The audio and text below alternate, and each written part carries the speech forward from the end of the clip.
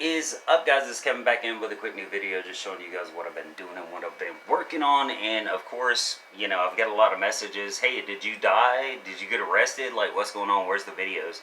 And it's just been, I guess, tedious. A lot of things have gone on like in the past like month. The last video I made was of the Celica, and that was like 2 months ago. And with the whole coronavirus and all this stuff, and I had to euthanized my dog like 3 days ago. It's been tough. It's been really tough. So I don't make videos unless I want to make videos, and it seems like it's a fun thing to do. I don't make videos to make money.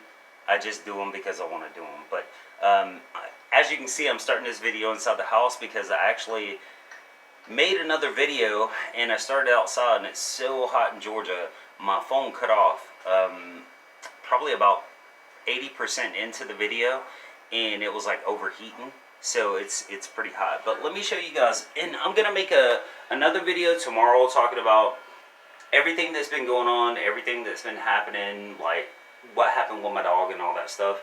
But right now I'm gonna show you what I got, and I actually paid $200 for this car, so let me show you what it is.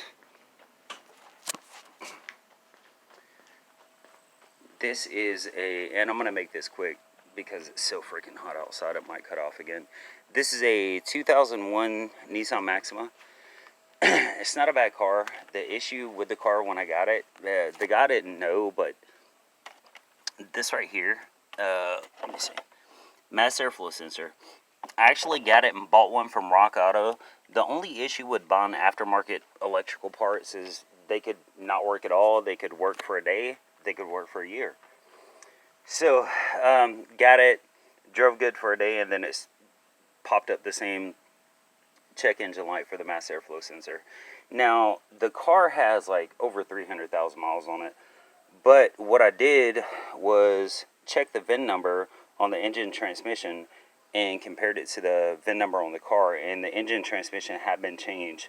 So, I pulled up a Carfax on the engine VIN number, and it was actually a car, same year, all that good stuff, that was totaled in 2007. It had 140,000 miles, so I'm thinking this has about 160,000 miles. This is the only dent on it right here. Of course, it has the 350Z wheels.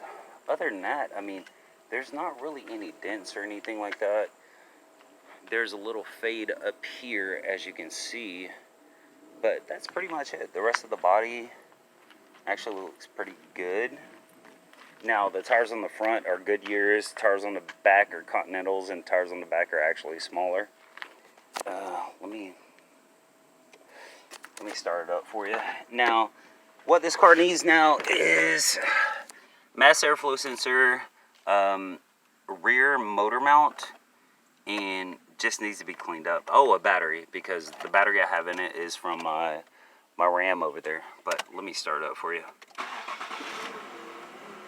So as you can see, it starts up. It's got 359,000 miles.